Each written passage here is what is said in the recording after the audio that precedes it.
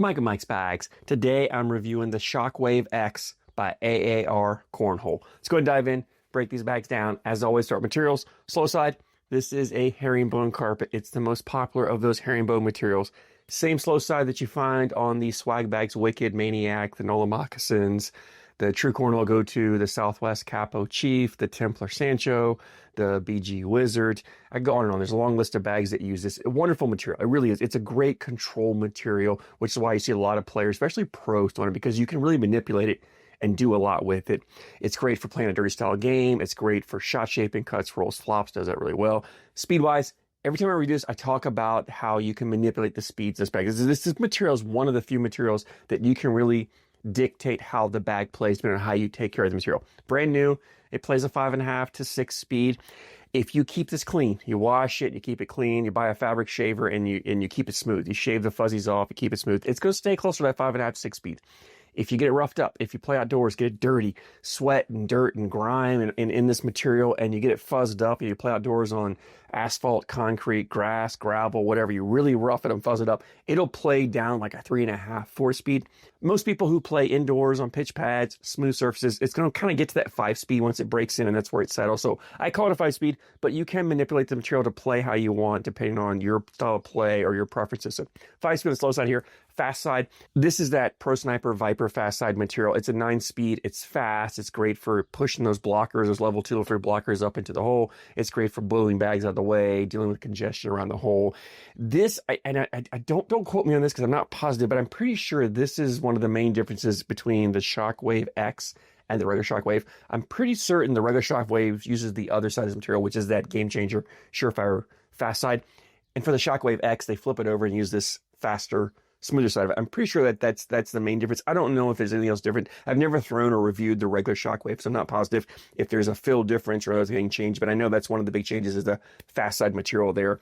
Template wise, it's a medium template bag, medium amount of fill. The bag has some flop to it. It is not overly floppy. It kind of falls right in that just right sweet spot. So if you like a looser, floppier bag, you can throw this and have success with it. If you like a fuller bag, I think you can grab this and still throw it and not have a problem. So it just fits right in the middle. So a lot of players, depending on your preference, can still throw this bag in and enjoy throwing it. The fill in here is a mixed fill, but there are a fair amount of beads in here. I don't know if it's a majority of beads. I feel a lot of beads, but typically in fill, the beads stand out more than the flat. But there is some flat disc fill in here, but there's also some nice round beads, which gives the bag some action, some movement, but it's not overly aggressive. So the bag will kick on you if you don't throw flat. Like, that's one of the big knocks in herringbone is it does have a kick to it. You add beads in the fill, you add a bouncy, aggressive fill, and you're going to get more of a kick. So if you don't throw flat, this bag will kick on you. Be aware of that. However, because of that kick and because of that aggressiveness that this bag has, it is a wonderful bag for throwing cut shots. If you like to throw cuts, you can make some really harsh, aggressive cuts with this Shockwave-X. It does a great job of that. It's also great for the rolls and flops because there's enough movement and action. The bag really wants to get up fairly easily. So for those of you who like to shot shape, you can do that really well. These bags are also ACL stamps. Putting the ACL, you can throw the Shockwave-X. Let's go and jump in, talk more about playability. And to me, this is a bag designed either for the player who wants to play a dirty style game, you want to throw blockers up there and then, cut around it, roll, flop over it, and just create a lot of congestion. You could do that here.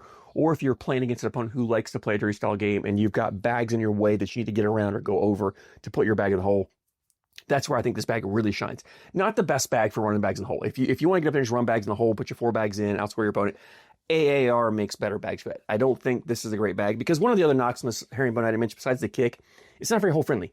Herringbone material, it just isn't that hole friendly because it has more grip, more grab. That's why it's a wonderful control material because it grabs that board and you can put bags where you want. But up around the hole, it's going to kind of stop and hang sometimes. Now, the mixed fill, the beads in this fill really kind of help counteract that because I talk all the time. Bead fill is more active or more hole friendly than flat fill. So by adding beads in here, there's round beads in here, this does allow the bag to drip in more. You'll see here, like bags do drip in. When I say bags aren't hole friendly, doesn't mean they don't ever go in. You'll see bags that kind of go up, slot around, and they'll drip in. They do that with enough speed. But when I say a bag is not hole friendly, it tends to mean that more times than not, you'll get a bag hanging that maybe with a more hole friendly material or more hole-friendly style bag, it would drip in. And that's what I kind of rate on it. It's usually a handful of bags over the course of a video that make a difference to me whether a bag's hole-friendly or not. Herringbone, I always talk about, it's not just this bag. Anytime I review this bag, I talk about it, it's just not hole-friendly. It just really isn't. But it's not designed to be, right? It's like, again, it's designed for that control. So if you want to play that dirty style game, that's where these bags shine. You want to throw blockers up there. You've got the control here to put a bag wherever you want on the board. Level 1, level 2, level 3. The middle, your opponent's side, you can get aggressive, really put it over in their way and cause a lot of problems. And because the material is sticky enough, it's going to cause their bags to kick off. If your opponent's not used to pushing through bags, not used to doing blockers, and they try to throw a normal bag, it's going to cause their bag to kick off if they're not hitting it just right, which is wonderful, right? It causes them to make a mistake. You can put the blockers there, they make a mistake, then you can collect it and you can get points that round. Collectability on these Shockwave-X's is pretty good. Because the bags aren't super floppy, I didn't have a problem when I collect a corner to smash up accordion up. You can kind of come down, just clip that corner, and that bag will push it and take it in. Plenty of speed on the fast side to push, like I said, those level 2, level 3 blockers all the way up the board in the hole. Plenty of speed here to push through multiple bags. So if you've got 2 bags up there and you want to push through, you can do that. The bags have just enough flop that I didn't have a problem with them clogging or bunching. I mean, if I had a bag on the side and I would kind of come across or step out and go to get it, sometimes they would bunch up there. As long as I had another bag come through, I would take them. Never had a problem with the bags clogging up. Sometimes you try to push through multiple bags, you push through 2, you got 3 bags total going in. Sometimes they'll fold up and they'll clog and they get stuck. Never had that problem. These bags fold up, melt in really well when you're trying to collect. So you can create a lot of chaos around the hole, in front of the hole, and then know if your last bag fast side come through, and you can blow the pile up and take all your bags in with no problem whatsoever. You do have the ability. And then, as I mentioned, shot shaping. This is a wonderful bag, even if you're not a great shot shaper. You're not great at cuts, rolls, flops. This bag has enough natural movement, enough natural bounce that you can throw those cuts, those rolls, those flops. I was able, and I talk all the time, I am not a roll bag thrower. And I mentioned in another video, what I'm throwing here is not really a roll bag. It's more of a cut flop. I just can't get that back load for a roll, but I can get that front load and throw a flop. So that's what you're seeing is more of a cut flop style throw for me. But I don't throw it very often, but bags like this that have that movement and action just make it really easy. And they almost, I don't have to really get too extreme, too aggressive with the orientation of the bag. Just a little bit of a tilt one way or the other, and the bag will move like you want it to. So definitely a great bag if you're trying to learn to shot shape, all the way up to even if you're an advanced or elite level, you can really do things with this bag that you probably couldn't do with a lot of other bags. So it's definitely a bag that responds well to the orientations and gives you the ability, gives you options for shot shaping, gives you ways to put bags around or over other bags that are in the way and still get your bag in the hole or take hole control. So definitely a wonderful bag for playing that dirty style game. And again, that's where I think the Shockwave-X really stands out and shines, is in that dirty style gameplay. Definitely check them out. I highly recommend this Shockwave-X. I had a lot of fun throwing it. It's a wonderful herringbone carpet bag. Leaves me in availability. AAR has a website, AARcornhole.com. As always, I'll put a link in the description for you. These bags were $85 for a set. It was $9 shipping.